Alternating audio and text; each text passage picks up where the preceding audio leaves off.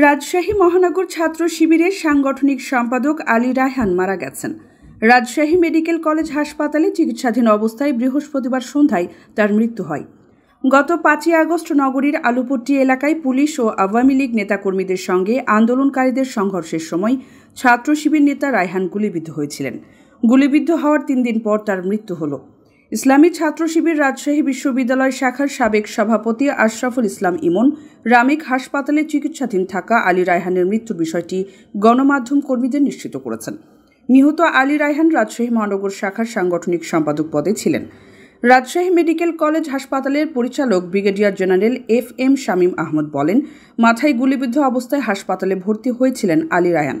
হাসপাতালে আনার পর তার জরুরি অস্ত্রোপচার করা হয়, তবে তার শারীরিক অবস্থা সংকটাপন্ন হয়, সেখান থেকে তাকে ইন্টেন্সিভ কেয়ার ইউনিট স্থানান্তর করা হয়েছিল। বৃহস্পতিবার সন্ধ্যায় চিকিৎসাধীন অবস্থায় আলী রায়হানের মৃত্যু হয় বলে জানান হাসপাতাল পরিচালক। এদিকে গত 5 আগস্টের ওই সংঘর্ষের ঘটনায় অন্তত 40 জন গুরুতর আহত হন। এর মধ্যে অন্তত 30 জনই ছিলেন গুলিবিদ্ধ। এছাড়া সংঘর্ষের সময় পালাতে গিয়ে হাসান আঞ্জুম নামের এক শিক্ষার্থীকে কুপিয়ে হত্যা করা হয়। তিনি রাজশাহী বরেন্দ্র বিশ্ববিদ্যালয়ের শিক্ষার্থী ছিলেন বলে জানা গেছে। আর ছাত্র জনতার বৈষম্য বিরোধী আন্দোলন কর্মসূচি চলাকালে এটি ছিল রাজশাহীতে প্রথম কোনো মৃত্যুর ঘটনা। এরপর সে একই ঘটনায় গুলিবিদ্ধ হয়ে বৃহস্পতিবার আরও একজনের মৃত্যু হলো।